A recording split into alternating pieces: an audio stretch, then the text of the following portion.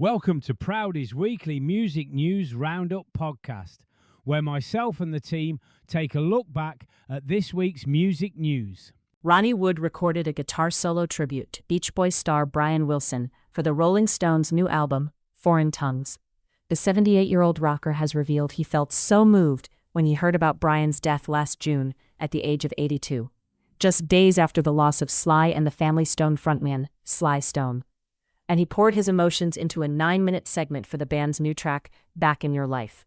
During an appearance on The Tonight Show with Jimmy Fallon, Ronnie explained, "I was so moved that day, and disappointed and sad. I had so much feeling because Brian Wilson died that day. I'll never forget, that week, Sly Stone died too. I thought, oh no, it's so sad. It came out through my guitar, the feeling in just one take. I didn't do that.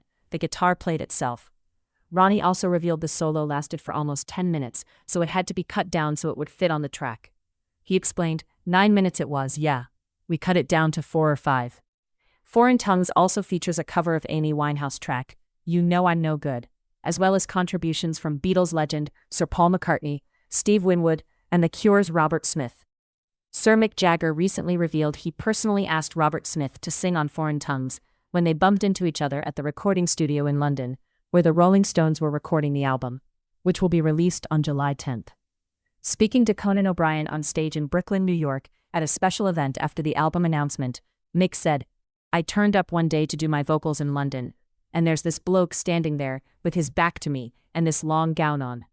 When he turned around, it was covered in lipstick.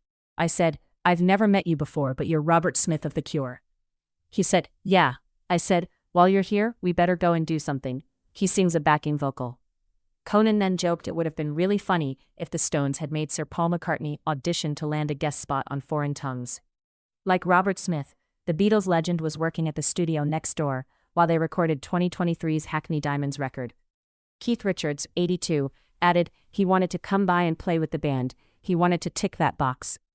The Rolling Stones' late drummer Charlie Watts also appears on the record, having worked on a number of new songs, including Hit Me in the Head, in the final years of his life, before he died in August 2021, aged 80. Mick teased, "We did that Hit Me in the Head in LA with Charlie. It's a real fast punk rocker. It's a super fast song." For the rest of the album, Steve Jordan is behind the drum kit. Keith said he was recommended by Charlie. Charlie passed on the baton to him. The new album was recorded at Metropolis Studios in West London and is said to capture the band's unmistakable sound while pushing into new sonic and lyrical territory. Hey there! Did you know that this podcast has a supporters club? By becoming a supporter of the show, you can gain access to exclusive content and play an active role in helping me to continue producing the content you love. See the link in the episode description for more details. Now, let's get back to the episode. King Charles LLL has received some late praise over his recent state visit to the US. On Monday, he attended the King's Trust's 50th anniversary celebration at the Royal Albert Hall in London, where he greeted a lineup of celebrity guests including Rita Ora, Anne-Marie and Craig David. When he reached Rod Stewart down the line, the rocker offered his congratulations on the trip and added a comment that introduced an awkward moment for the monarch. "May I say, well done in the Americas," Stewart opined, according to a video shared on social media by the Daily Mail. "You were superb. Absolutely superb. You put that little ratbag in his place." The king did not visibly respond to the remark, which observers interpreted as a reference to President Donald Trump, as those nearby appeared to laugh. Stewart and Trump were once friendly in the early 2010s, when they lived near each other in Palm Beach, Florida. However, the forever young singer told the Radio Times last year he no longer considered Trump a friend, citing the administration's arms sales to Israel. "How's that war ever gonna stop?" he asked. The rocker continued, "He's always been a bit of a man's man. I liked him for that. But he didn't, as far as I'm concerned, treat women very well. But since he became president, he became another guy. Somebody I didn't know."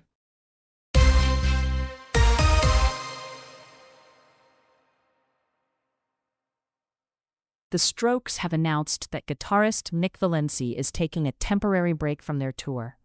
The 45-year-old musician previously sat out several shows earlier this year, with Steve Schlicks stepping in, and he will once again cover guitar duties during Valencia's latest hiatus.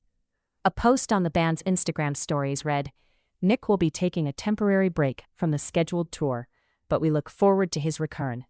Holding down the guitar in the meantime is our old friend Steve Schlitz, who many of you will remember from our early NY days. We're lucky to have him." As before, no explanation has been given for Valencia's absence. The New York indie legends are next due on stage on June 12th at the Bonnaroo Music Festival. Their U.S. tour kicks off on June 15th in Clarkston, Michigan. The run includes some of the band's biggest venues in years, with 2 nights at Red Rocks, a headline show at London's O2 Arena, Toronto's RBC Amphitheatre, Paris's Accor Arena, and Amsterdam's Ziggo Dome. A rotating cast of guests, including Thundercat, Cage the Elephant, Hamilton Leifhauser, Fat White Family, Alex Cameron, and Olam, will join them at select dates. The Strokes are also releasing a brand new album, Reality Awaits, on June 26th. They first previewed the record with its lead single, Going Shopping, marking their first new music since 2020's acclaimed The New Abnormal, followed by Falling Out of Love. The album was recorded in Costa Rica with Rick Rubin before being completed in studios around the world. Rick previously said of the sessions, "I think Julian Casablancas, was just so excited about where we recorded. But I don't know what to say about it. I don't have any information on it. It's not like it's happening and I'm hiding something. We went and did a bunch of recording. It could come out a year or 2 years from there. It's an unknown amount of time when it'll be finished. But yes, we are working on another record."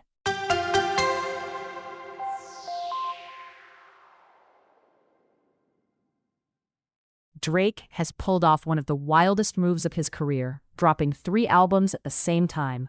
The rapper unleashed Iceman, Habibti, and Maid of Honor in a surprise triple release in the early hours of Friday, 15/05/26, each stacked with big-name features including Future, Sexy Red, Molly Santana, Low Shimmy, and 21 Savage. Production comes from heavy hitters like Overcast, Riot, Boy Wonder, and DJ Frisco 954. On the opening track on Iceman, Drake reveals his father, Dennis Graham, 71, is battling cancer. He raps on Make Them Cry. "My dad got cancer right now. We battle in stages. Trust me when I say there's plenty things I'd rather be facing. For real. And this time, ask me to dig deeper, I'll gladly explain it." The epic drop follows months of teasing through Drake's chaotic Iceman livestream series, where he first hinted he'd be releasing back-to-back-to-back albums. The latest episode premiered several new videos filmed around Toronto, with appearances from Shane Gillis, DJ Academics, and even Drake's son Adonis. Drake first kicked off this era back in July 2025, when he launched the original Iceman livestream and previewed early tracks like What Did I Miss? 2 more episodes followed, spawning the singles Which One, with Central C and Doghouse featuring July Wolf and Yeet. But the wildest moment came in April. Drake's team put a huge ice block tower, estimated to be around 15 feet high, 20 feet long, and 15 feet wide, in a car park in downtown Toronto, and he told fans the release date was inside. He wrote on Instagram, "Release date inside, 81 Bond Street, downtown Toronto." According to Rolling Stone magazine, some climbed onto the huge block and attempted to gain access to the Iceman release date by using sledgehammers, and one supporter even used a blowtorch. Several signs near to the structure read, "Danger, do not touch. This ice structure may break or collapse without warning, and falling ice or sharp fragments may cause serious injury or death. Do not touch or interact with the structure. Any contact with the structure is at your own risk." The triple release marks Drake's first solo studio effort since 2023's For All the Dogs. Hey there! Did you know that this podcast has a supporters club? By becoming a supporter of the show, you can gain access to exclusive content and play an active role in helping me to continue producing the content you love. See the link in the episode description for more details. Now, let's get back to the episode. Madonna, Shakira, and BTS will co-headline the first ever World Cup halftime show. Coldplay singer Chris Martin has curated the lineup for the historic event, which will take place at halftime during the final on July 19th at MetLife Stadium in East Rutherford, New Jersey. On Instagram, the announcement read, "Madonna, Shakira, and BTS will co-headline the first ever FIFA World Cup final halftime show at the New York, New Jersey Stadium on July 19th. Curated by Coldplay's Chris Martin and produced by Global Citizen. The show will raise funds for the FIFA Global Citizen Education Fund, improving access to quality education and football for children around the world. In the announcement video, Chris was joined by beloved Sesame Street duo Elmo and Cookie Monster, as well as the Muppets legends Kermit the Frog and Miss Piggy. After the Viva La Vida singer caught a football, Elmo quipped that the game isn't played with your hands. He asked, "Elmo, I need to ask your help with something." Elmo noted he's always happy to help, and Chris added, "Well, this year for the first time there's a halftime show at the World Cup final." Elmo appeared excited, only to ask what a halftime show actually means. Chris explained, "Well, I'm glad you asked. It's where people get together and there's singing, and there's dancing, and there's music. It's a chance to show how amazing all different kinds of humans are. And monsters, aliens, it's one big family really." Chris asked Elmo's help finding some giant stars to play at the event. Elmo immediately replied, "How about Madonna? Elmo loves Madonna." Cookie Monster appeared and suggested K-pop icons BTS, who Elmo immediately got on FaceTime to secure the booking. With Chris looking for one more big star, Miss Piggy entered the skit and offered her own services for the performance. The Coldplay star explained that the show was all about togetherness, while Kermit asked if there would be any surprises. Chris promised there would, which was Animal's cue to Akira and ask for Shakira to be part of the lineup. Elmo was straight on the phone saying, "Shakira's in, and she's bringing cookies." The three acts will take to the stage during the FIFA World Cup final on July 19th.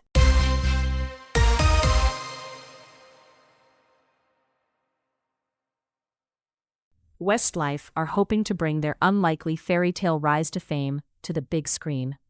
The chart-topping group, who are in the running for another #1 album with their career spanning 25 The Ultimate Collection, believe their story deserves the full cinematic treatment after 25 years together.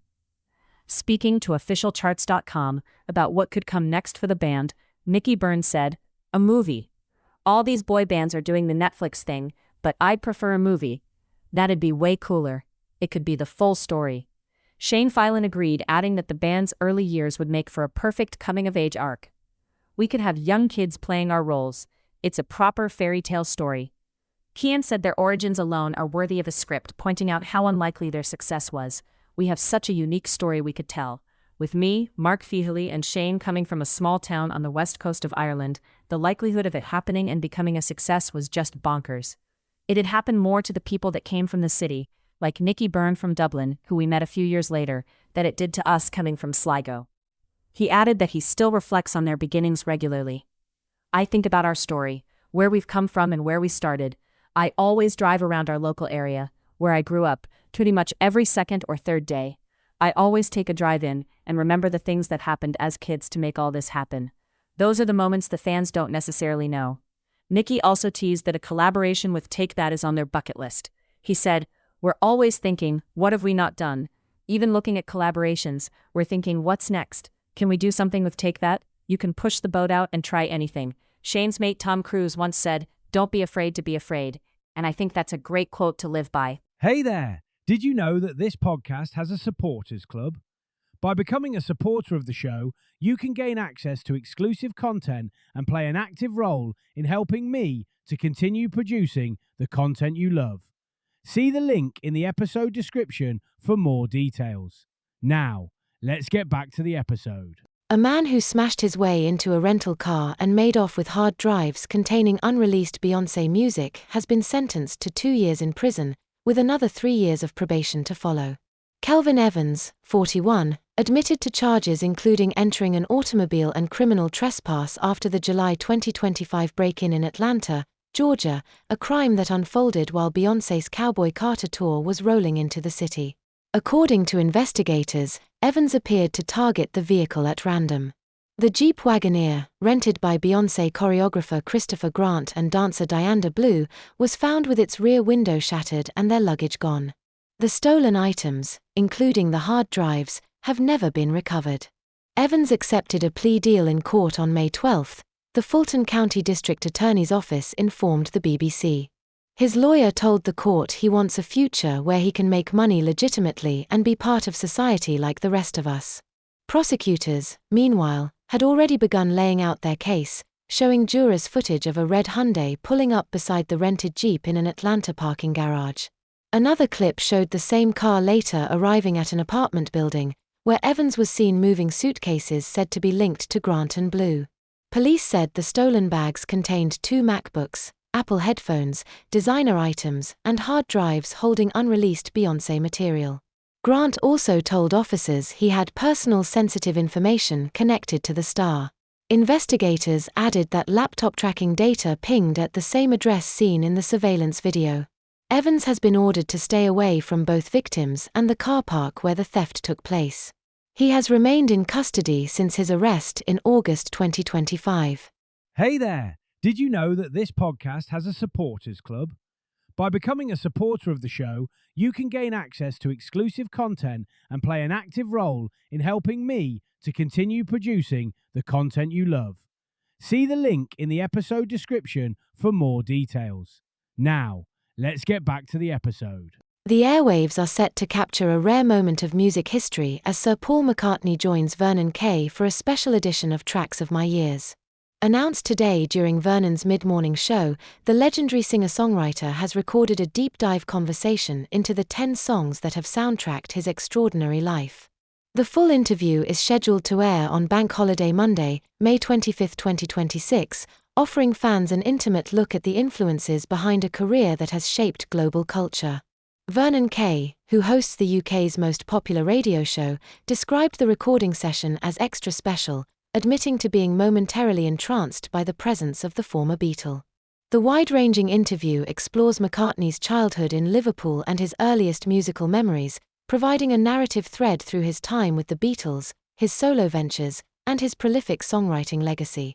Listeners can expect candid stories involving McCartney's contemporaries, including the Rolling Stones and the Kinks, alongside personal recollections of meetings with icons such as Elvis Presley, Brian Wilson, and Bob Dylan.